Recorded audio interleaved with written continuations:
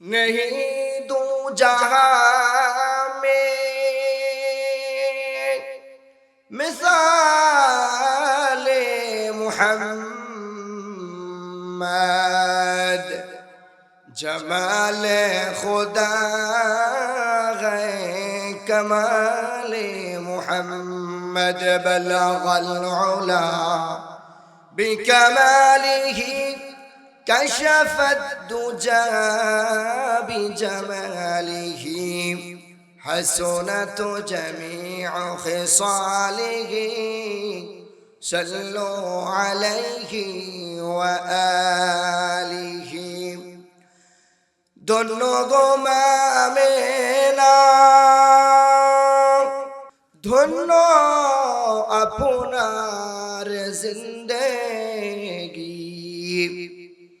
अपनार उदरे जन्म लीलन दो जहानेर प्राणेर नबी बलगल उला बिकमालिही كشف الدجى بجماله حسنت جميع خصاله صلوا عليه وآله الحمد لله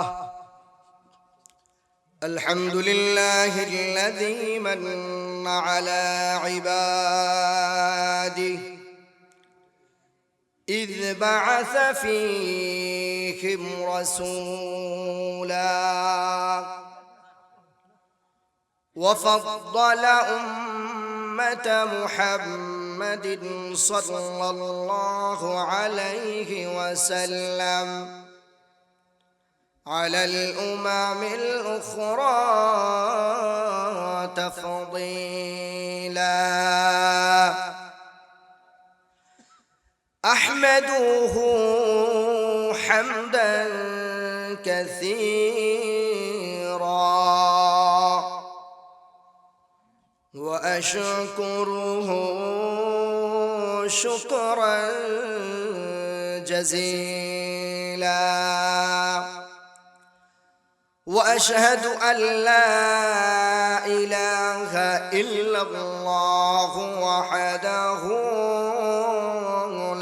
شريك له الواحد أحد الصمد الذي لم يتخذ في ملكه شريكا ولا مثيلا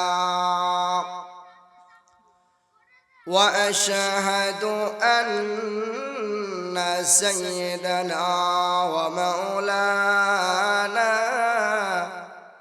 محمدا عبده ورسوله الذي علمه الله فأحسن تعليما وأدبه الله فأحسن تأديبا ثم بعثه إلى كافة الناس معلما أما بعد فقد قال الله تعالى في كلامه المجيد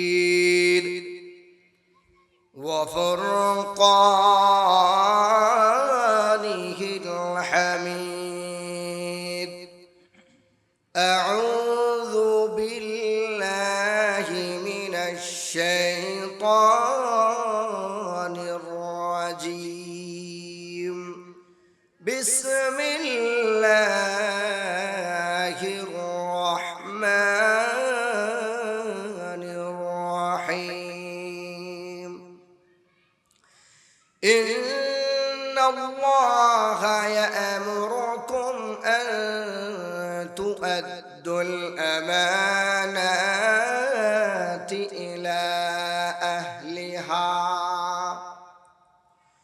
وقال النبي صلى الله عليه وسلم لا إيمان لمن لا أمانة له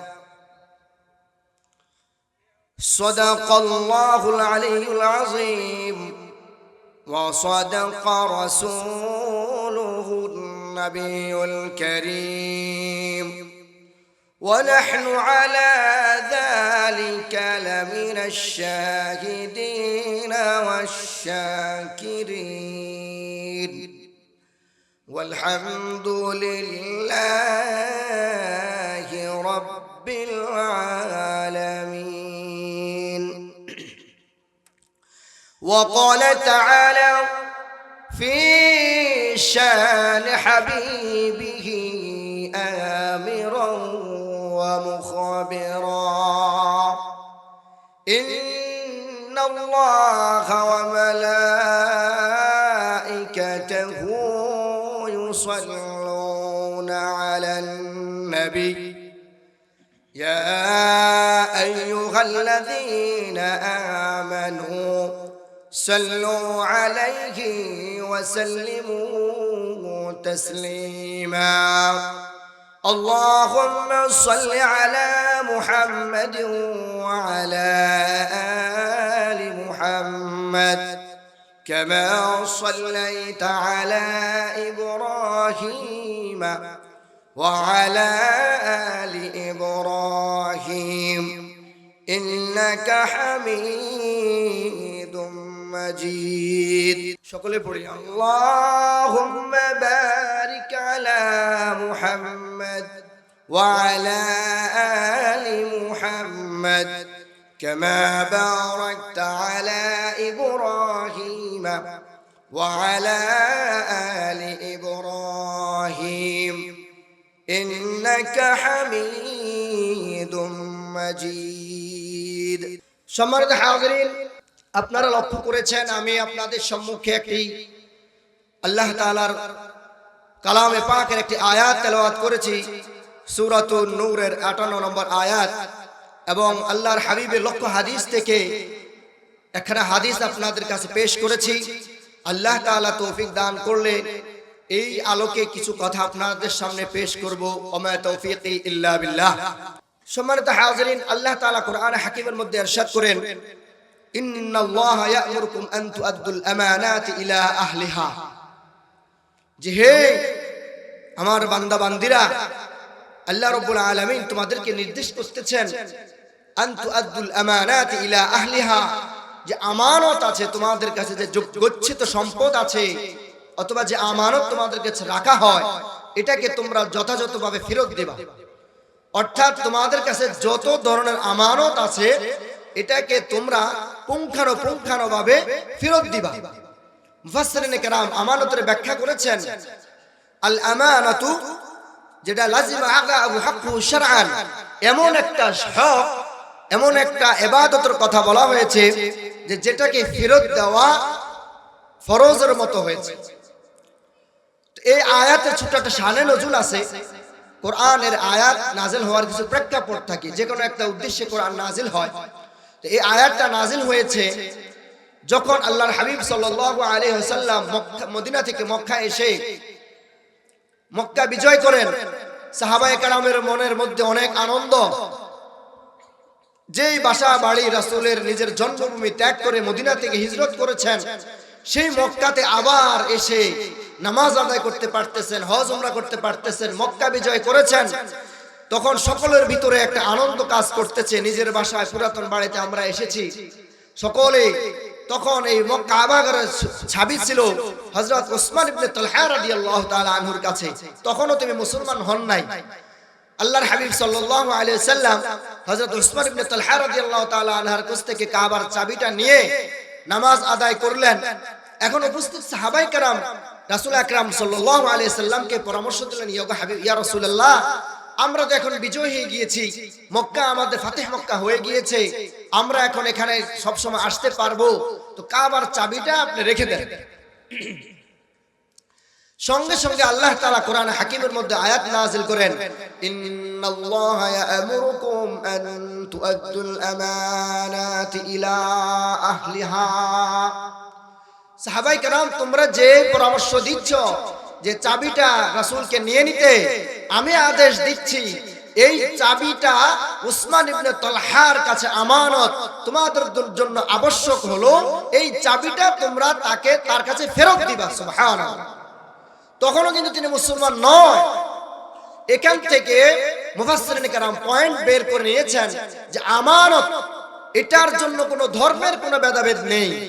আপনার পার্শ্ববর্তী কোনো হিন্দু অথবা খ্রিস্টান অথবা অমুসলিম, সে আপনার কাছে আমানত রেখেছে, যেভাবে রেখেছে, যার রেখেছে, যেই সময় নেওয়ার জন্য বলেছে, এই সবগুলো আপনাকে মেনটেন করতে হবে। এটা আমানত। এটার জন্য মুসলমানের কাছে রাখবে, মুসলমান গায়রে মুসলমানের কাছে রাখবে, এতে কোনো ভেদাভেদ নাই, এটা ফেরত দিতেই হবে। তো এই আয়াত থেকে আমাদের কাছে স্পষ্ট হয়ে গেল যে আমানত এটা একটা এমন একটা বিষয় যে যেটাকে ফেরত দেওয়া কুল্লু হাক্কিন লাযিমা আদাহু শারআন, যে যেটাকে শরঈগতভাবে ফেরত দেওয়াটা আবশ্যক। আল্লাহ তাআলা কোরআনে হাকিমের মধ্যে ইরশাদ করেন, ইন্নাল্লাহা ইয়া'মুরুকুম আন তু'আদ্দুল আমানাত। উলামায়ে কেরাম এখানে স্টেজে আছেন, এখানে প্লুরাল ব্যবহার করা হয়েছে, সিঙ্গুলার ব্যবহার করা হয় নাই। বহুবচন, এক বচন হচ্ছে আমানত আর এর বহুবচন হচ্ছে আমানাত। অর্থাৎ আমানত যে তোমরা শুধু মনে করো যে কোনো সম্পদ জমা রাখা এতটুকুর মধ্যে সীমাবদ্ধ, না, বিষয়টা আসলে এরকম নয়, বরং এর বিভিন্ন আকসাম আছে, প্রকার আছে, কাইন্ড আছে। অতএব এই আয়াত থেকে আমাদেরকে বুঝে নিতে হবে যে আমাদের আমানতগুলো আসলে কি কি, কত প্রকার, এবং আমরা এর মধ্যে কতটুকু বহাল আছি। এক নম্বর হলো আল আমানাত ফিল ইবাদাত, যে ইবাদতের ক্ষেত্রে আমানত রক্ষা করা। যেমন মনে করেন ইবাদতের মধ্যে আছে সালাত, ইবাদতের মধ্যে আছে সাওম, ইবাদতের মধ্যে আছে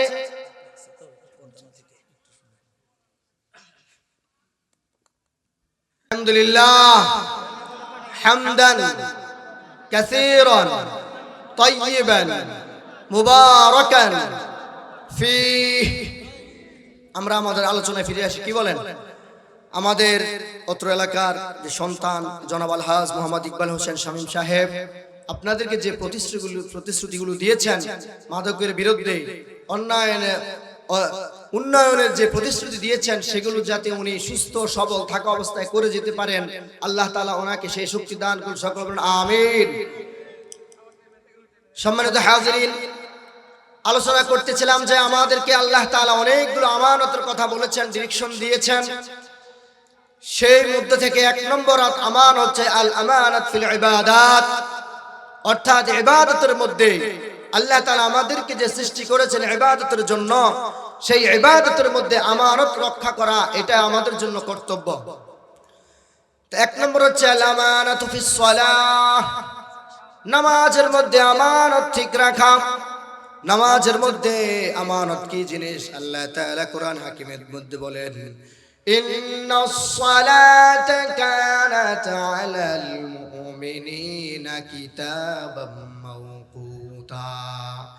ও মুমিন বান্দা বান্দি, নামাজকে তোমাদের জন্য সময় মতো ফরজ করা হয়েছে, নামাজকে ওয়াক্ত মতো আদায় করা তোমার জন্য ফরজ করা হয়েছে।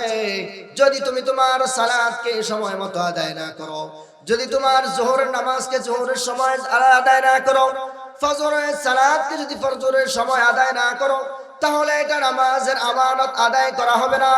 অর্থাৎ তোমরা সব সময় মতো নামাজ আদায়ের জন্য সচেষ্ট থাকবা। দুই নম্বর হলো ইতমামুল আরকান ওয়াল ওয়াজিবাত, নামাজের যে রুকুনগুলো আছে, ওয়াজিবাতগুলো আছে, সেগুলো যথাযথভাবে সময় মতো আদায় করা। আল্লাহর হাবিব সাল্লাল্লাহু আলাইহি ওয়াসাল্লাম ইরশাদ করেন, আসওয়াউন নাস সারিকাতান আল্লাযী ইয়াসরিকু সালাতাহু। পয়গম্বর আমাদেরকে বলতেছেন, তোমাদের মধ্যে সবচেয়ে নিকৃষ্ট চোর, এমনি তো চোর খারাপ, আর অনিকৃষ্ট চোর হচ্ছে যে ব্যক্তি নামাজ চুরি করে।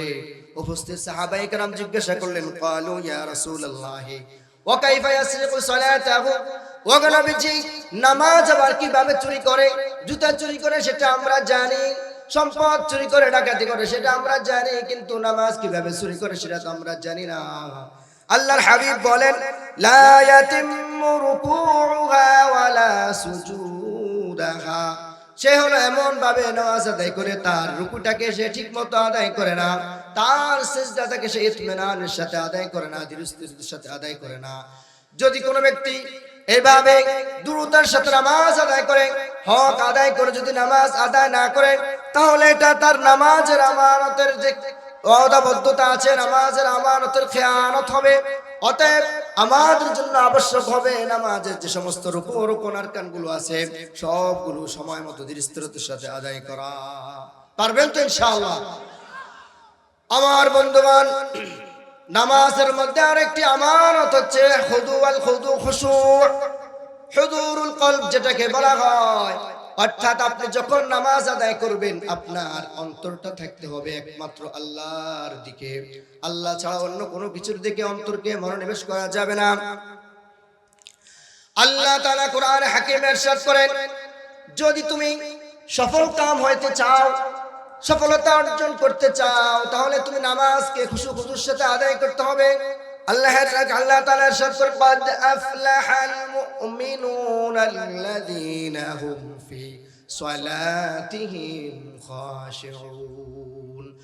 প্রকৃত মুমিন হচ্ছে ওই ব্যক্তি, সফল মুমিন হলো ওই ব্যক্তি যে নামাজের মধ্যে খুশুর সাথে নামাজ আদায় করে, নামাজের মধ্যে বসে বসে ব্যবসার হিসাব নিকাশ করে না, সংসারের হিসাব নিকাশ করে না, অন্য কোনো কিছুর দান্দা করে না, শুধুমাত্র আল্লাহর জন্য নামাজ আদায় করে, আল্লাহর দিকে মনোনিবেশ হয়ে নামাজ আদায় করে, তাহলে সেটাই হবে হুজুরুল কলবের নামাজ। যদি এভাবে নামাজ আদায় না করে তাহলে তোমার নামাজ খুশুর সাথে নামাজ আদায় হবে না। আল্লাহর হাবিব সাল্লাল্লাহু আলাইহি ওয়াসাল্লাম আমাদেরকে শিক্ষা দিয়ে গিয়েছেন কিভাবে হুজুর কলব করতে হবে, কিভাবে খুশু আদায় করতে হবে, খুশু অর্জন করতে হবে। আল্লাহর নবী সাল্লাল্লাহু আলাইহি সাল্লাম ইরশাদ করেন, আনতা আবুদাল্লাহা কাআন্নাকা তারাহ।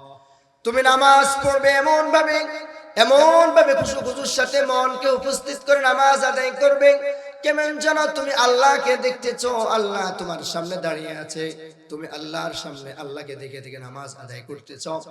আমরা যেমনি ভাবে আমাদের সামনে যদি কোনো হুজুর থাকে, কোনো শিক্ষক থাকে, কোনো টিচার থাকে, বাবা মা থাকে, তাদের সামনে কাজগুলো আমরা সুন্দর করে আদায় করার জন্য চেষ্টা করি, আর যখন ওনারা কেউ না থাকে, একা একা হয়ে যায়, তখন আমাদের মধ্যে শয়তান ধোঁকা দেয়, সুন্দরভাবে কাজ আদায় করি না।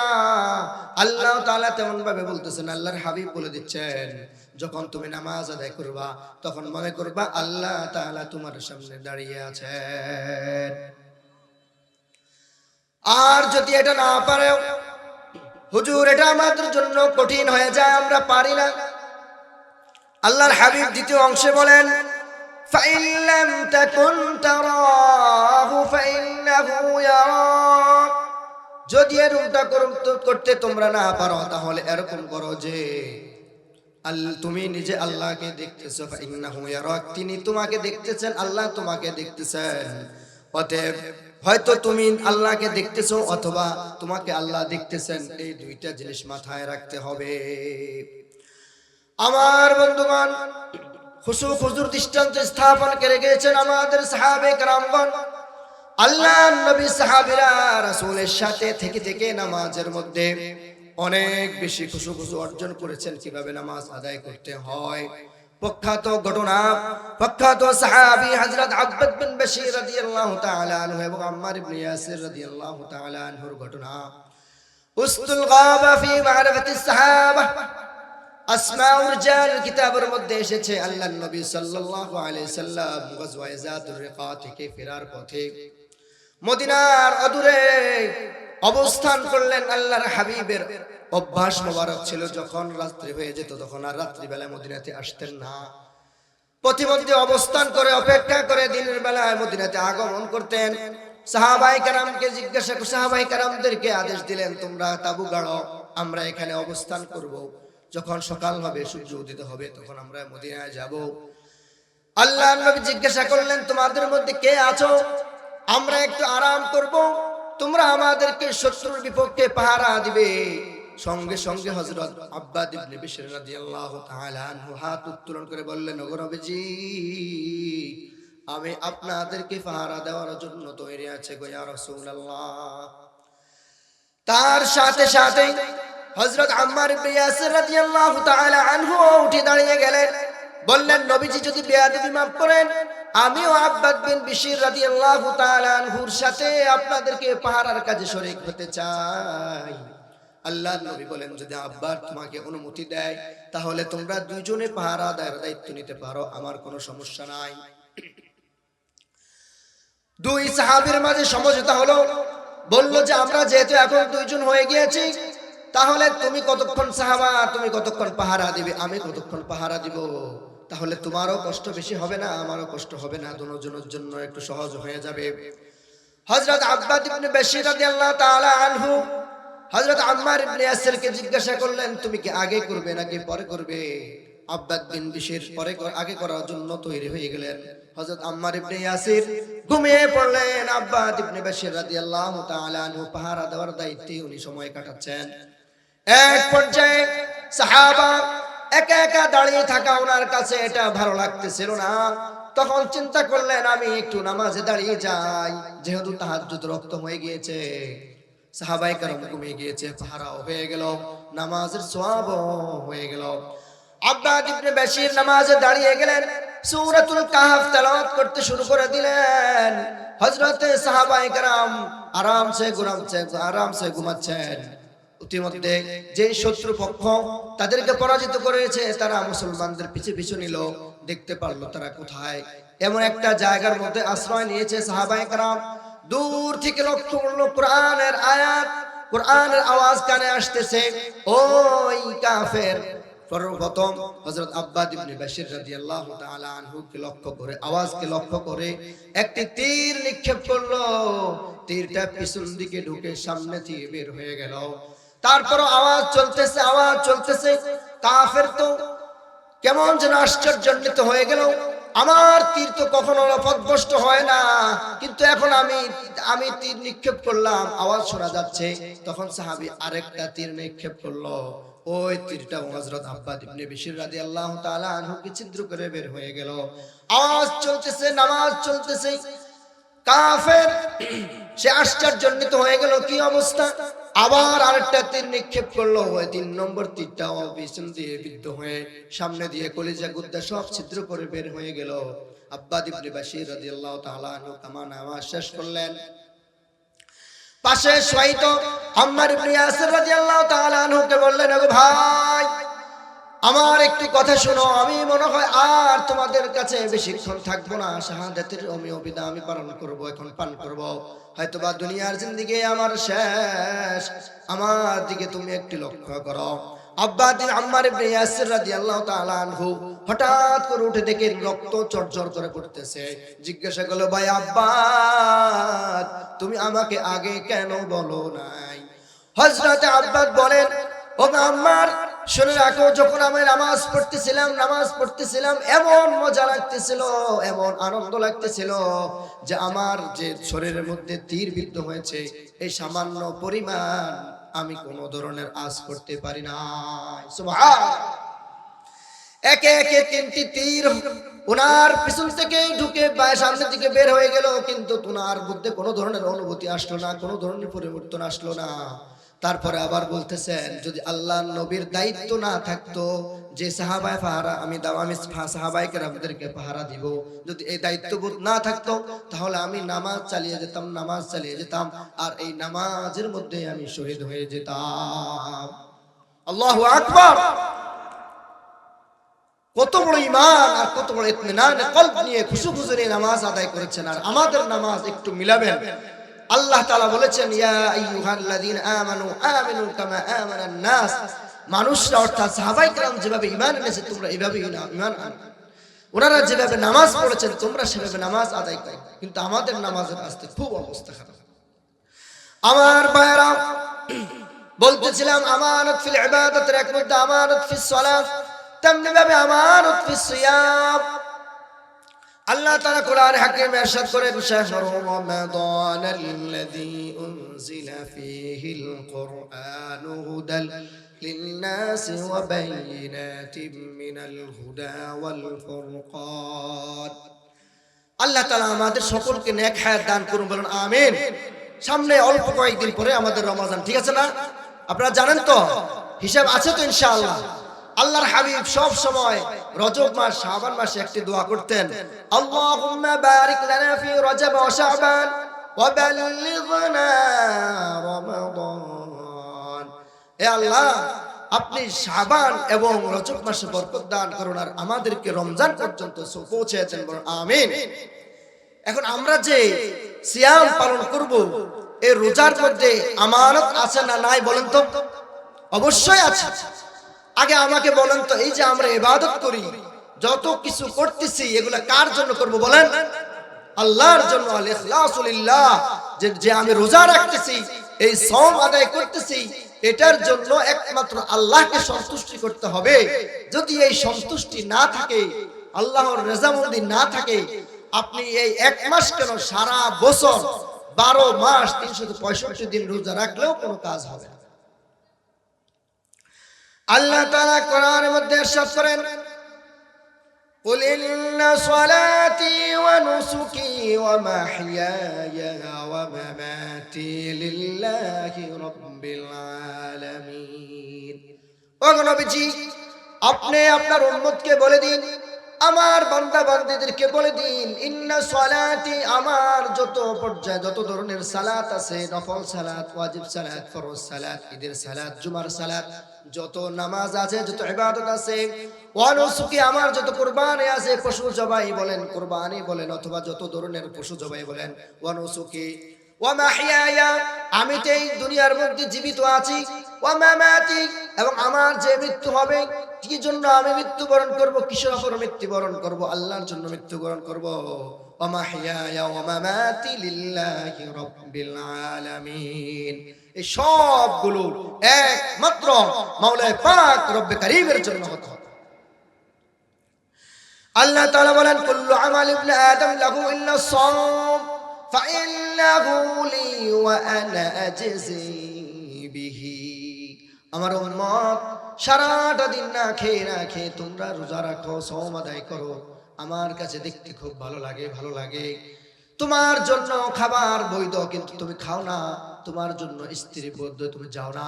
তোমার জন্য আরো অনেক কাজ বৈধ, তুমি যাও না। এর জন্য আমি কি বদলা রেখেছি তুমি শুনে রাখো। কুল্লু আমাল ইবনে আদম লাহু, বনি আদমের প্রত্যেকটা ইবাদত, প্রত্যেকটা আমল তার জন্য, ইল্লা সাওম ব্যতীত, ফাইন্নাহু লি ওয়া আনা আজজি বিহি, যে তুমি শুধুমাত্র আমি মাওলার জন্য তুমি না খেয়ে থাকো, ভুখা থাকো, এই জন্য আমি আল্লাহ তাআলা তোমাকে প্রতিদানটা নিজ হাতে দিব। সুবহান।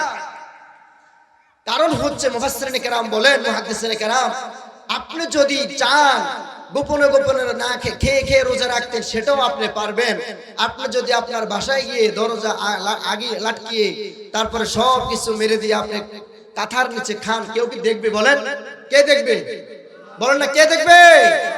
এই জন্য আল্লাহ বলেছেন, অথবা আপনি পুকুরে গিয়ে ডুব দিয়ে পানির নিচে, তো কেউ দেখে না সেখানে, আর কেউ দেখবে না, পানি খেয়ে নিলেন, দেখবে কে বলেন? এই সমস্ত এই ছোট ছোট জিনিস আল্লাহ তাআলার জন্য আপনি পরহেজ করতেছেন, ছেড়ে দিচ্ছেন। এই কেন মাওলা পাক বলতেছেন, সে যেহেতু আমার জন্য এত কষ্ট করতেছে, আমিও তার এই বদলাটা আমি নিজ হাতে দেব। সুবহান। আমার বন্ধুগণ, আপনি রোজা রাখলেন, সকাল থেকে সন্ধ্যা পর্যন্ত আপনি সিয়াম আদায় করলেন, কিন্তু আপনি রমজান মাসের আগে যেমনি ভাবে সিনেমা দেখতেন, খারাপ কাজ করতেন, গুনাহ করতেন, পাপাচার করতেন, খারাপ আমল বদ আমল করতেন, রোজার মধ্যে তাই করতেছেন। সবকিছু আপনার বলবৎ আছে, এটার কোনো ধরনের ফায়দা আপনার কাছে হবে না, এর সামান্য পরিমাণ মূল্য আল্লাহর কাছে নাই। আল্লাহর হাবিব বলেন, মান লাম ইয়াদা কাওলাজ জুরি ওয়াল আমালা বিহি ফালাইসা লিল্লাহি হাজাতুন আন ইয়াদা তাআমাহু ওয়া শারাবাহু। যে ব্যক্তি মিথ্যা কথা বলে, অশ্লীল কাজকর্ম করতেই থাকে, তার ভিতরে কোনো তো সামান্য পরিমাণ পরিবর্তন নাই যে সে আসলে রোজা আদায় করতেছে। আল্লাহ তাআলা ঘোষণা দিচ্ছেন আল্লাহর হাবিবের মাধ্যমে, তাকে আপনি বলে দিন তার এই সারা দিন না খেয়ে থাকা এটা আল্লাহর কাছে কোনো সামান্য পরিমাণ কোনো মূল্য নেই, কোনো দাম নেই, একদম বেফায়দা।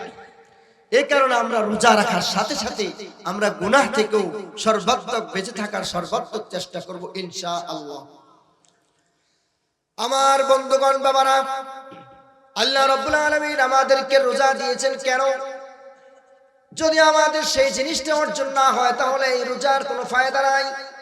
আল্লাহ তাআলা কোরআনে হাকিমে ইরশাদ করেন, ইয়া আইয়ুহাল্লাযীনা আমানু কুতিবা আলাইকুমুস সিয়ামু কামা কুতিবা আলাল্লাযীনা মিন ক্বাবলিকুম লাআল্লাকুম তাত্তাকুন।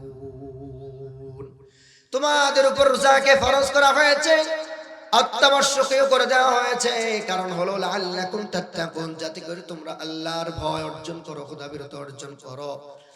30টা দিন রোজা রাখলেন কিন্তু আল্লাহর ভয় অর্জন হলো না। আপনার নামাজ যেমনি ভাবে এই রোজার আগে যেমন ছিল রোজার পরেও তেমন রয়ে গেল। আপনার লেনদেন, মুআমালাত, মুআশারাত, সুদ, ঘুষ, রাহজানি, অত্যাচার সব কিছু যখন যেমনি ভাবে রোজার আগের ছিল, রোজার মাস শেষ হওয়ার পরেও তেমনই রয়ে গিয়েছে।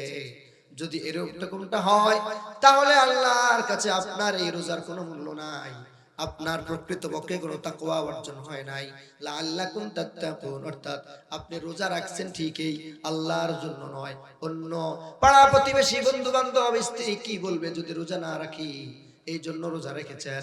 কিন্তু যখন আপনি 30টা দিন আল্লাহকে ভয় করে রোজা রাখলেন, রোজার মধ্য থেকে আপনি শিক্ষা অর্জন করলেন, জামাতের সাথে নামাজ আদায় করলেন, বেশি বেশি কোরআন তেলাওয়াত করলেন, দান সাদাকা করলেন, সব কিছু করলেন, এরপরে রোজার পরে ওইগুলা বলবৎ রয়েছে, তাহলে বোঝা গেল আপনার তাকওয়া অর্জন হয়েছে, খোদাবিরতি অর্জন হয়েছে, আপনার রোজা আল্লাহর কাছে কবুল হয়েছে। এইভাবে রোজা আমরা রাখার জন্য চেষ্টা করব তো ইনশাআল্লাহ। আল্লাহ তাআলা আমাদেরকে তৌফিক দান করবেন, আমিন। আমার ভাইয়েরা, আল আমানাতু ফিজ যাকাত, যাকাতের মধ্যেও আমানত রক্ষা করতে হবে।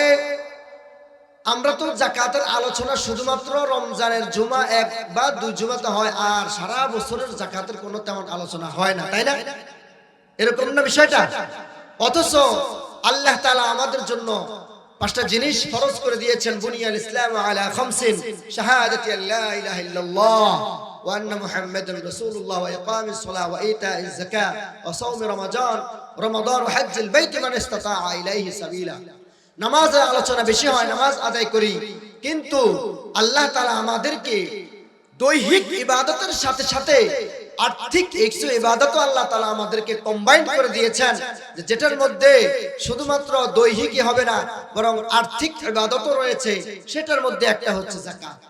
আমরা রোজা রাখি, এটা আমাদের শারীরিক ইবাদত, নামাজ আদায় করি শারীরিক ইবাদত, কিন্তু যাকাতটা হচ্ছে মালি ইবাদত। যার উপর যাকাত ফরজ হবে সেই সময় মতো যাকাতটা আদায় করতে হবে। এই যাকাতের আলোচনা আমাদের তেমন হয় না। অথচ আল্লাহর কসম করে বলি, আপনি খবর নিয়ে দেখেন, ইমাম সাহেবদের থেকে, হুজুরদের থেকে মাসালা নিয়ে দেখবেন, আপনার উপর বছরকে বছর যাকাত ফরজ হয়ে রয়েছে। বিশেষ করে মা বোনদের উপর যাকাত ফরজ হয়ে রয়েছে, কিন্তু কোনো খবর নাই, যাকাত দেওয়ার কোনো কথাই নাই।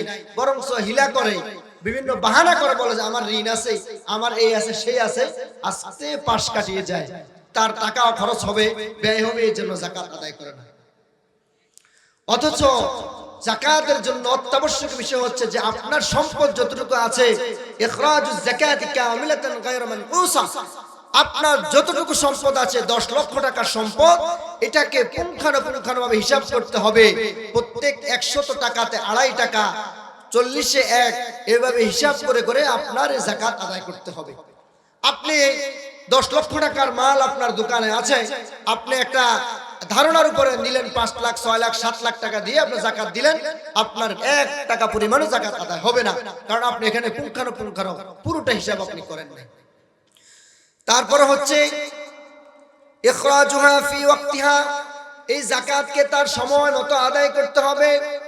আমরা মনে করি যাকাত শুধুমাত্র রমজান মাস আসলেই দিতে হয়, অথচ রমজানের সাথে যাকাতের সাথে কোনো সম্পর্ক নাই।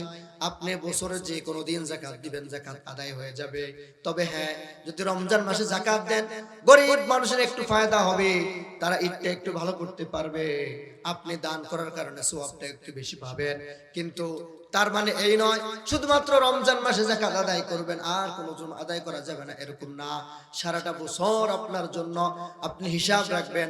যদি জানুয়ারি মাসে যাকাত দিয়ে থাকেন, 2025 সালের জানুয়ারি মাসে যাকাত দিয়েছেন, তাহলে 2026 সালে জানুয়ারি মাসে আপনার যাকাত দিতে হবে। যদি আপনি ফেব্রুয়ারিতে দিয়ে থাকেন, তাহলে ফেব্রুয়ারিতে দিতে হবে। এইভাবে আপনার পুঙ্খানুপুঙ্খ হিসাব করে সময় মতো আপনার যাকাতটা সব সময় আদায় করার জন্য সর্বাত্মক চেষ্টা। তারপর আল্লাহ তাআলা আমাদেরকে যাকাত শুধু দিলেই হবে না, যাকাতটা আপনি কোথায় দিবেন, কাদেরকে দিবেন, সেটাও আল্লাহ বলে দিয়েছেন। আমরা যাকাত দেই, বড় একটা মাঠের মধ্যে আয়োজন করি, ফকির মিসকিন যারা আছে তাদেরকে ডেকে এনএস ক্যামেরা দিয়ে একটা লুঙ্গি একটা গামছা দিয়ে দেই, আমাদের যাকাতের একটা শো চলে। আসলে বরং বিষয়টা এরকম নয়। আপনার যাকাত আপনার উসুল এবং ফুরু, অর্থাৎ যেটা শরীয়তের পরিভাষায় বলা হয় উসুল, অর্থাৎ আপনার বাবা, অর্থাৎ আপনি যাদের থেকে এসেছেন, আপনার বাবা, আপনার দাদা, আপনার দাদার দাদা, তেমনি ভাবে আপনার মা, আপনার মায়ের মা, এইভাবে আরো উপরে যত উপরে যাবে তাদেরকে আপনি যাকাত দিতে পারবেন না। তেমনি ভাবে যারা আপনার কাছ থেকে বের হয়েছে, অর্থাৎ আপনার সন্তান, সন্তানের সন্তান, তার সন্তান, তার সন্তান, যত নিচে যাবে এদেরকে আপনি যাকাত দিতে পারবেন না। হ্যাঁ, আপনার ভাই, আপন ভাই, সে যাকাতের উপযুক্ত মুস্তাহিক, তাকে আপনি যাকাত দিতে পারবেন। আপনার বোনকে দিতে পারবেন, আপনার আশেপাশে যারা যদি উপযুক্ত হয় তাদেরকেও যাকাত দিতে পারবেন। কিন্তু আমরা প্রচলিত পন্থায় যে যাকাত দেই, শুধুমাত্র কয়টা কম্বল আর কয়টা লুঙ্গি আর গামছা দিয়ে দেই, বাস, এটা আল্লাহ তাআলাই ভালো জানেন এই যাকাতের ফায়দা কি হয়। যাকাতটাতে ফরজ করা হয়েছে একমাত্র ফকির মিসকিন গরিবের আপনার উপকারার্থে, শুধুমাত্র তাদের জন্য এটা করা হয়েছে। কিন্তু আমরা দেখি যারা এরকম যাকাত নিতে আসে, যে দেয় সেও ধনী, আবার যে নেয় সেও ধনী, মাঝখান দিয়ে ফকির গরিব মিসকিন কিছুই পায় না। আমাদের শরীয়তের মাসালাগুলো ঠিকমতো দেখতে হবে, জানতে হবে এবং সেই হিসেবে আমল করতে হবে। আল্লাহ তাআলা আমাদেরকে আমল করার তৌফিক দান করুন, সকলে বলেন আমিন। আমার ভাইয়েরা, হযরতে আবু বকর সিদ্দিক রাদিয়াল্লাহু তাআলা আনহু অত্যন্ত নরম মনের সাহাবী ছিলেন। যখন রাসূল ইন্তেকালের পরে কিছু মানুষ যাকাত দেওয়ার জন্য স্বীকৃতি জানাইলো, তারা দিচ্ছি এমন করতেছে, খলিফাতুল মুসলিমিনের কাছে সংবাদ আসলো মানুষ যাকাত দেওয়ার জন্য টালবাহানা করতেছে। তখন এই নরম আবু বকর গর্ব হয়ে গিয়ে বললেন, আয়ান কুসুদ্দিন ওয়া আনা হাই, আমি জীবিত থাকবো আর দ্বীনের মধ্যে সামান্য পরিমাণ ত্রুটি আসবে, এটা আমি আবু বকর সহ্য করে নিতে পারবো না। সুবহানাল্লাহ। এবার লক্ষ্য করে শুনুন, স্বয়ং আল্লাহ তাআলা যাকাত যারা দিবে না তাদের সম্পর্কে কি বলেন। সূরাতুত তাওবা আয়াত নম্বর 35, ইয়াউমা ইউহমা আলাইহা ফি নারি জাহান্নাম ফাতুকওয়া বিহা জিবাহুহুম ওয়া জুনুবুহুম ওয়া যুহুরুহুম হাযা মা কানাসতুম হাযা মা কুনতুম তাকনিজুন। ইয়াউমা ইউহমা আলাইহা ফি নারি জাহান্নাম, সেদিন তোমার যে সম্পদ ছিল দুনিয়ার মধ্যে, ওই সম্পদগুলোকে বিগলিত করা হবে এবং তোমার পার্শ্ব দুই পাশে, তোমার পিঠের মধ্যে এবং তোমার কপালের মধ্যে দাগ দিয়ে দেওয়া হবে। এবং তারপরে বলা হবে, হাযা ফাযুকু মা কুনতুম তাকনিজুন, এগুলো হলো তোমার সম্পদ, যা তুমি দেশে, যা তুমি দুনিয়াতে তুমি জমা করে রেখেছিলা, এগুলোকে আজকে বিগলিত করে করে তোমাকে এর দ্বারা শাস্তি দেওয়া হচ্ছে। এইভাবে যারা যাকাত দিবে না, পুঙ্খানুপুঙ্খভাবে যাকাত আদায় করবে না, কিয়ামতের দিন আল্লাহ তাআলা তাদেরকে এইভাবে শাস্তি দিতে থাকবেন। নাউযুবিল্লাহি মিন যালিক। আল্লাহ তাআলা আমাদেরকে হেফাজত করুন, বলেন আমিন। আমার ভাইরা, আল আমানাতু ফিল ইবাদাতের মধ্যে আর ছোট্ট একটা শেয়ার করব। আল আমানাতু ফিল সাহিবিল কুবুরি, আমাদের আত্মীয় স্বজন অনেকে ইন্তেকাল করে চলে যান, তারা আমাদের উপরে কিছু হক রেখে যান, কিছু আদব রেখে যান। আমরা ভুলে যাই, মাটি চাপা দিয়ে আমরা চলে যাই, আর কোনো খোঁজ খবর নেই না। আল্লাহর হাবিব বললেন যে না, ইদা মাতাল ইনসানু ইনকাতা আনহু আমালুহু ইল্লা মিন সালাসিন সাদাকাতিন জারিয়াতিন আও ইলমিন ইউনতাফাউ বিহি আও ওয়ালাদিন সালিহিন ইয়াদউ লাহু। মানুষ যখন মরে যায়, দুনিয়া থেকে চলে যায়, তার জন্য তিনটা আমল বাকি থাকে। এক নম্বর হলো সাদকায়ে জারিয়া, অর্থাৎ আপনি ইন্তেকালের আগে একটি নলকূপ আপনি আল্লাহর জন্য, মানুষের জন্য স্থায়ীভাবে কোথাও দিয়ে গেলেন। এই পানি যতদিন খাবে, অথবা একটা মসজিদ করে দিলেন, এই আমল যতদিন থাকবে, এর সওয়াব আপনার আমল নামার মধ্যে সব সময় যেতে থাকবে। সুবহানাল্লাহ। দুই নম্বর হলো ইলমিন ইউনতাফাউ বিহি, অথবা আপনি কিছু এমন ইলম দিয়ে গিয়েছেন, কিতাব লিখে দিয়ে গিয়েছেন, কোরআনের তাফসীর লিখে গিয়েছেন, কিয়ামত পর্যন্ত যত মানুষ পড়বে, পড়তে থাকবে, পড়াইতে থাকবে, এর সওয়াব আপনার আমলনামায় যেতে থাকবে। তিন নম্বর হচ্ছে ওয়ালাদুন সালিহিন ইয়াদউ লাহু, আপনার একটি সন্তান আপনি রেখে গিয়েছেন, যে সন্তানটা আপনার ইন্তেকালের পর সব সময় আপনার জন্য দোয়া করতে থাকবে। তিন নম্বর বিষয়টা আমাদের জন্য একটু সহজ যদি আমরা চিন্তা করি। আল্লাহ তাআলা যদি আপনাকে 3টি সন্তান দান করেন অথবা 2টি সন্তান দান করেন, আমরা কখনো বলবো না যে দুটোটাকেই মাদ্রাসায় দেন, বরং আপনার কাছে আবদার করব একটাকে হলেও দেন, যাতে করে আপনার যখন আপনি 3.5 হাত বডি নিয়ে কবর দেশে যখন আপনি রওনা হবেন, আপনার সন্তানটা সেই খাটিয়াকে সামনে রেখে আপনার জন্য আপনার জানাজার নামাজটা পড়াইতে পারে, এতটুকু যোগ্যতা অর্জন করানো একটা সন্তান অন্তত আপনি রেখে যান। করবেন তো ইনশাআল্লাহ? যদি হুজুর আমার সন্তান নাই, বুড়া সব বড় হয়ে গেছে, তাহলে নাতিপুতি করেন, তারা পড়লেও আপনার কাছে সওয়াব আসতে থাকবে।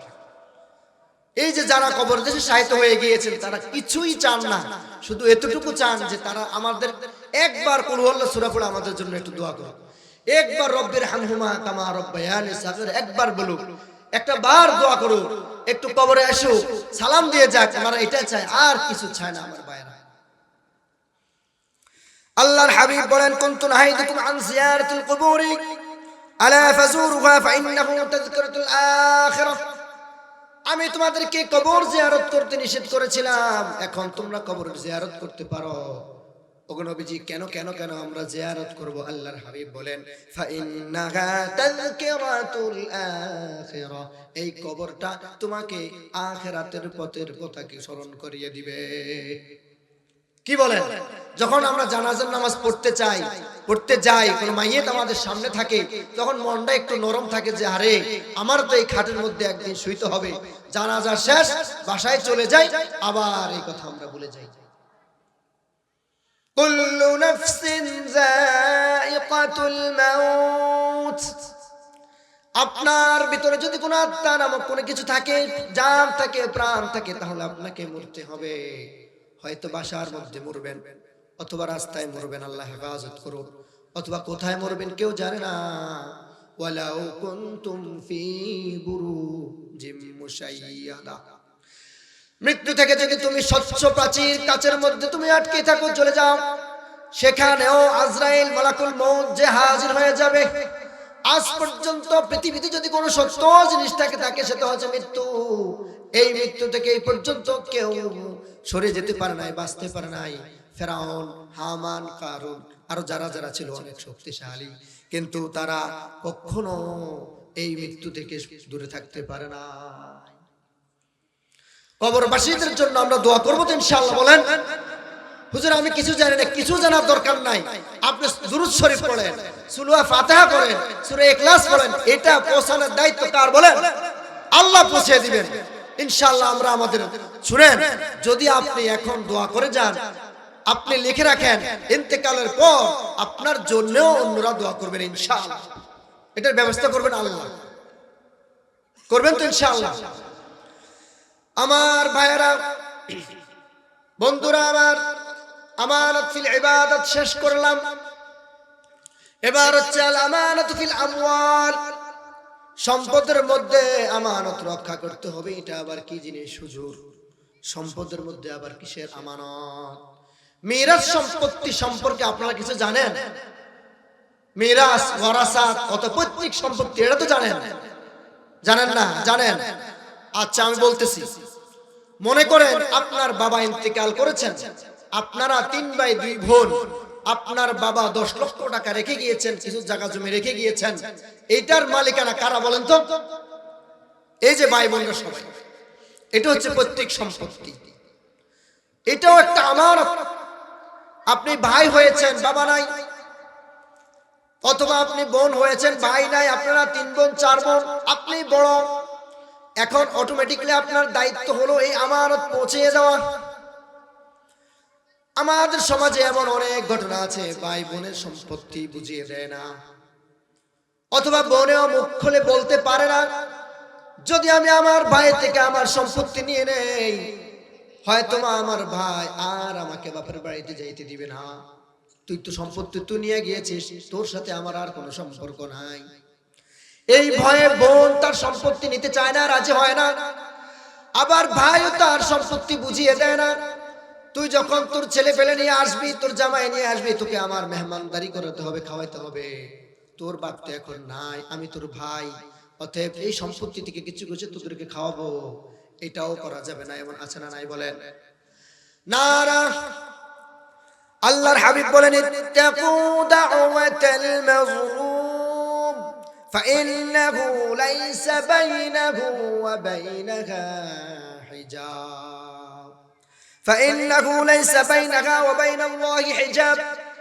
মাজলুমের বদদুয়া থেকে তোমরা বেঁচে থাকো, ফরজ করো। তুমি যার প্রতি জুলুম করেছো, তোমার বোনের প্রতি জুলুম করেছো, বোন রাত্রে নিশীথে আল্লাহর কাছে দোয়া করতেছে, ওগো মাবুদ, আমার ভাই আমার উপর জুলুম করতেছে, আমার বাবা জীবিত থাকা অবস্থায় আমাদেরকে সম্পত্তি দিয়ে যায় নাই, আমার ভাইয়েরা আমার সম্পত্তি বুঝিয়ে দিচ্ছে না, আমার সম্পত্তি দরকার, আমি এখন মাজলুম, তোমার কাছে আমি হাত তুলতেছি। আল্লাহর হাবিব বলেন, এই মাজলুমের দোয়া আর আল্লাহর মাঝে কোনো ধরনের পর্দা নাই, কোনো ধরনের হিজাব নাই, কোনো ধরনের হায়াল নাই, সঙ্গে সঙ্গে এই দোয়া, এই বদদোয়া আল্লাহর কাছে কবুল হয়ে যাবে। নাউজুবিল্লাহ বলেন।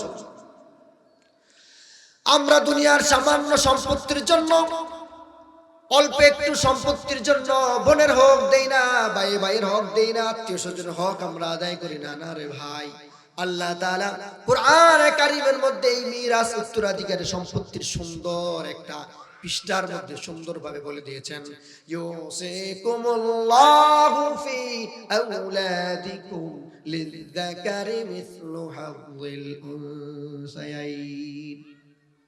নসিহত করতেছেন আল্লাহ আমাদেরকে, যে তোমরা যে সম্পত্তি আছে, এই সম্পত্তিগুলো যথাযথভাবে তাদেরকে ফেরত দেওয়ার জন্য আমি তোমাদেরকে ওসিয়ত করতেছি। সুবহানাল্লাহ, আল্লাহর ওসিয়তের দাম আছে না নাই বলেন তো? ইনশাআল্লাহ আমরা যদি আমাদের বোন হোক, ভাই হোক, অধীনস্থ যেই হোক, যদি সম্পত্তি পাওনা হয় দিয়ে দিবেন তো? ইনশাআল্লাহ দিবেন না?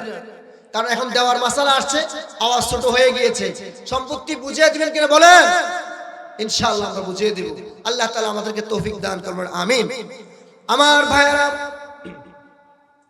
আল্লাহর হাবিব সাল্লাল্লাহু আলাইহি ওয়াসাল্লাম হিজরত করেছেন,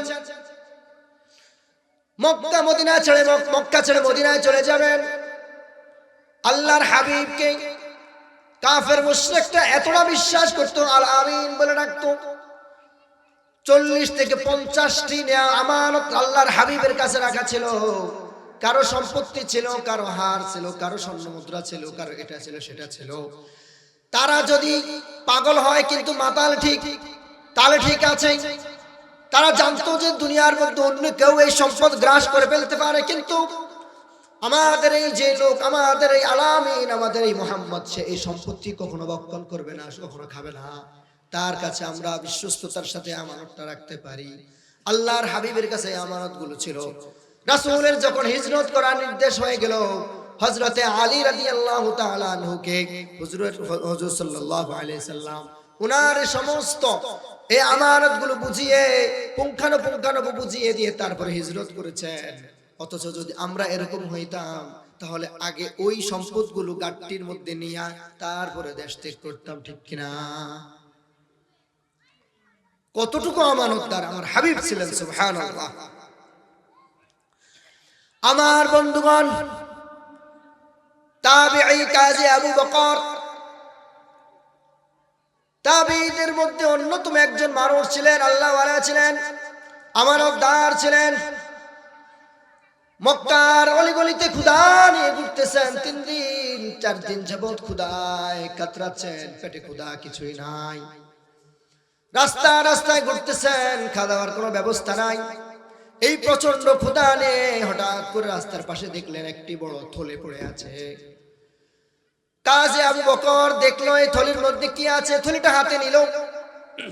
হাতে নেওয়ার সাথে সাথে ওই আয়াত নাজিল, ওই আয়াত মনে পড়ে গেল, ইন্নাল্লাহা ইয়ামুরুকুম আন তুআদ্দুল আমানাতি ইলা আহলিহা। ওগো নবীজি, আপনি বলে দিন, আল্লাহ তাআলা বলতেছেন তোমরা তোমাদের আমানতকে তার আহলদের কাছে পৌঁছে দাও। কাজী আবু বকর যখন এটা মাথায় আসলো, সঙ্গে সঙ্গে তার এই হুঁশ আসলো যে না না, এটা আমার বাসায় নিয়ে হেফাজত করতে হবে, এটাকে তার মালিকের কাছে পৌঁছে দেওয়ার দায়িত্ব আমার। কাজী আবু বকর ওই সম্পদকে সুন্দর মতো বাসায় রেখে ওই সোনার হান, স্বর্ণ যত মুদ্রা আছে সব কিছু রেখে দিয়ে এবার রাস্তায় আবার ঘুরতেছেন। কার এই সম্পদ, কার এই সম্পদ? হঠাৎ করে শুনতে পারলো এক বৃদ্ধ ব্যক্তি ঘোষণা করতেছে, আমার সম্পদ হারিয়ে গিয়েছে, আমি সম্পদ পাচ্ছি না। কাজী আবু বকর তাকে জিজ্ঞেস করলো, তোমার সম্পদ কি হারিয়ে গিয়েছে? বললো হ্যাঁ। বলে যে প্রমাণ ছাড়া যাওয়া যাবে না, আগে বলো কি কি আছে। বললো যে আমার এই স্বর্ণ মুদ্রা আছে, রৌপ্য মুদ্রা আছে, এই আছে। এই যতক্ষণ কাজী আবু বকর মিলিয়ে দেখলো যে হ্যাঁ সবকিছুই ডকুমেন্টস ঠিক আছে। এদিকে বৃদ্ধ ব্যক্তি ঘোষণা করলো, যে ব্যক্তি আমার এই থলেটা ফেরত দিতে পারবে আমি তাকে 500 স্বর্ণ মুদ্রা হাদিয়া দিব। কাজী আবু বকর ডাক দিয়া বললেন, ওগো বুড়া মানুষ, এই যে আপনার সম্পদ নিয়ে নেন। আর ওই বৃদ্ধ ব্যক্তি তার ওয়াদা অনুযায়ী 500 টাকা তাকে দিবে, 500 স্বর্ণ মুদ্রা কাজী আবু বকরকে দিবে। কাজী আবু বকর নিতে চাইলেন না, বললেন না না, তুমি আমাকে ক্ষুধার্ত মনে করতে পারো, আমার চাহিদা আছে ঠিক আছে, কিন্তু আমি তোমার কাছে এই সম্পদ ফিরিয়ে দিয়ে আখিরাতে যে বদলা আমি পাবো, এই দুনিয়ার মধ্যে সামান্য 500 স্বর্ণ মুদ্রা নিয়ে আখিরাতের সেই বড় আজর, সেই বড় বদলা থেকে আমি মাহরুম হইতে পারবো না। সুবহানাল্লাহ। আর যদি আমরা হইতাম তাহলে আমরা তখন ব্যাখ্যা করতাম যে আমি যেহেতু 3 দিন যাবত না খেয়ে আছি, তাহলে এই থলেটা মনে আল্লাহ তাআলা আসমান থেকে আমার নিজের জন্যই পাঠিয়েছে। অথচ বিষয়টা এরকম না। আল্লাহ তাআলা আমাদেরকে সম্পনের আমানত যথাযথভাবে ফেরত দেওয়ার মতো চলো তৌফিক দান করুন, সকলে বলেন আমিন। আমার বারা, আল আমানাতু ফিল আ'দা, আমি 2 নম্বর 3 নম্বর স্টেপে আসলাম। 1 নম্বর হলো আল আমানাত ফিল ইবাদাত, 2 নম্বর হলো আল আমানাত ফিল আমওয়াল, 3 নম্বর হলো আল আমানাত ফিল আ'দা। অর্থাৎ অঙ্গ প্রত্যঙ্গের কিছু আমানত আছে। আল্লাহ তাআলা যে আমাকে আপনাকে এত সুন্দরভাবে সৃষ্টি করেছেন, আপনাকে আমাকে 2টি হাত, 2টি পা, 2টি চোখ যে দিয়েছেন, এই যে অঙ্গ প্রত্যঙ্গগুলো দিয়েছেন, এগুলাকে কোথায় ব্যবহার করতে হবে, কিভাবে চালাতে হবে, সেই ডিরেকশন আল্লাহ তাআলা দিয়ে দিয়েছেন। এবং এগুলার ব্যাপারে আবার জিজ্ঞাসা করা হবে যে তোমরা এগুলা কোথায় ব্যবহার করেছো। আল্লাহ তাআলা ইরশাদ করেন, ইন্নাস সামআ ওয়াল বাসারা ওয়াল ফুআদা কুল্লু উলাইকা কানা আনহু মাসউলা। তোমার চোখ, তোমার কান, তোমার অন্তর, তোমার আরো যা যা কিছু আছে, এই সবগুলো সম্পর্কে আমি মাওলা কাল কিয়ামতের দিন তোমাদের কাছ থেকে হিসাব নিব। আমার ভাইরা, এই যতগুলো অঙ্গ প্রত্যঙ্গ আছে এর মধ্যে সবচেয়ে খতরনাক ভয়ানক হচ্ছে কোনটা, কেউ বলতে পারবেন কিনা? জবান। জবান সবচেয়ে খতরনাক ভয়ঙ্কর অঙ্গ হচ্ছে এই জবান। এই জবান দিয়ে এমন এমন কাজ হয় যেটা অন্য কোনো অঙ্গ প্রত্যঙ্গ দিয়ে হওয়া সম্ভব নয়। আল্লাহর হাবিব সাল্লাল্লাহু আলাইহি সাল্লাম বড় শক্ত কথা বলেছেন, মান ইয়াদমাননি বাইনা লাহইহি ওয়া মা বাইনা রিজলাইহি আযমান লাহুল জান্নাহ। ও আমার উম্মত, তোমাদের মধ্যে থেকে যে ব্যক্তি এই 2 চোয়ালের মাঝখানের অংশ তথা জিহ্বা অর্থাৎ মুখের যে জিম্মাদারি নিতে পারবে, মা বাইনা লাহইহি ওয়া মা বাইনা রিজলাইহি, এবং 2 পায়ের মাঝখানের লজ্জাস্থানের হেফাজতের জিম্মাদারি যে নিতে পারবে, আমি নবীজি তোমার জন্য জান্নাতের জন্য জিম্মাদার হয়ে যাব। এত সহজ না, অনেক কঠিন। এই কারণে আল্লাহর হাবিব যদি কেউ করতে পারে তাহলে অবশ্যই অবশ্যই সে এই পুরস্কারটা আল্লাহ তাআলা তাকে দিবেন। সুবহানাল্লাহ। আমাদের প্রধান অতিথি চলে এসেছেন। আমি ইনশাআল্লাহ 2 মিনিটের ভিতরে আলোচনা শেষ করে ফেলবো। সংক্ষেপের মধ্যে আমার দুটি পয়েন্ট আছে, হুজুরের কাছ থেকে অনুমতি চেয়ে নিচ্ছি। আল আমানাতু ফিল মাসউলিয়া, দায়িত্বের মধ্যে আমানত, অর্থাৎ আপনার যে দায়িত্ব, আপনার আমার, আমরা যে যেখানে থাকি না কেন আমাদের উপরে কিছু না কিছু দায়িত্ব থাকে। আপনি যদি পিতা হন তাহলে আপনার উপর দায়িত্ব আছে, আপনি যদি স্ত্রী হন আপনার উপর দায়িত্ব আছে, আপনি যদি নেতা হন তাহলে সেটারও দায়িত্ব আপনার কাছে আছে। অর্থাৎ কুল্লুকুম মাসউলুন, কুল্লুকুম রাঈন ওয়া কুল্লুকুম মাসউলুন আন রাইয়াতিহি, আপনারা প্রত্যেকেই হচ্ছেন রাখালের মতো দায়িত্বশীল, প্রত্যেকেই দায়িত্বের ব্যাপারে আল্লাহর কাছে জিজ্ঞাসিত হবে। তারপর হচ্ছে আল আমানাতু ফিল কোরআন, কোরআনের আমানত। এই জন্য বলতেছি সামনে রমজান, 1 মিনিটের ভিতরে শেষ করে দিব। আল্লাহ তাআলা কোরআনে হাকিমের মধ্যে ইরশাদ করেন, ইন্না আরাদনাল আমানাতা আলাস সামাওয়াতি ওয়াল আরদি ওয়াল জিবাল, যে আমি একটা আমানত, যে পাহাড় এবং যে সমস্ত জমিনের মধ্যে আমি দিতে চাইছিলাম কিন্তু তারা নিতে চায় নাই, সেটা বহন করেছে মানুষ। সুবহানাল্লাহ। সেই আমানতটা মুফাসসিরিনে কেরাম বলেছেন কোরআন। অর্থাৎ এই কোরআনটা আল্লাহ তাআলা মানব জাতির জন্য নির্বাচন করেছেন। মানব জাতির উপর এই কোরআনটা আল্লাহ তাআলা নবী রাসূলের মাধ্যমে আমাদেরকে পাঠিয়ে দিয়েছেন। একখানা হাদিস বলে শেষ করছি। আল্লাহর হাবিব সাল্লাল্লাহু আলাইহি ওয়াসাল্লাম সাহিব কোরআনকে বলবেন, ইকরা লি সাহিবিল কোরআন ইকরা ওয়ারতাকি, যে তুমি পড়তে থাকো আর উঠতে থাকো, উপরের দিকে উঠতে থাকো। ওয়ারাতিল কামা কুনতা তুরাতিল ফিদ দুনিয়া, তুমি যেভাবে দুনিয়াতে তারতিলের সাথে পড়তে থাকো। ফা ইন্না মানজিলাতাকা ইনদা আখির আয়াতিন তাকরাউহা, তোমার জান্নাতের মর্যাদাটা হবে যে আয়াতের মধ্যে তোমার তেলাওয়াতটা শেষ হবে সেই আয়াত পর্যন্ত। সুবহানাল্লাহ। এখন যদি কেউ 6666 নাম্বার 6666 আয়াত তেলাওয়াত করতে পারে, তার জান্নাতের মর্যাদাও ওই পর্যন্ত হবে। আল্লাহ তাআলা আমাদেরকে কোরআন হাফেজ হওয়ার তৌফিক দান করুন। যদি সেটা না পারি তাহলে কোরআন হাফেজের বাবা মা হওয়ার তৌফিক দান করুন। ওয়া আখির দাওয়ানা আলহামদুলিল্লাহি রাব্বিল আলামিন। আসসালামু আলাইকুম ওয়া রাহমাতুল্লাহি ওয়া বারাকাতুহু।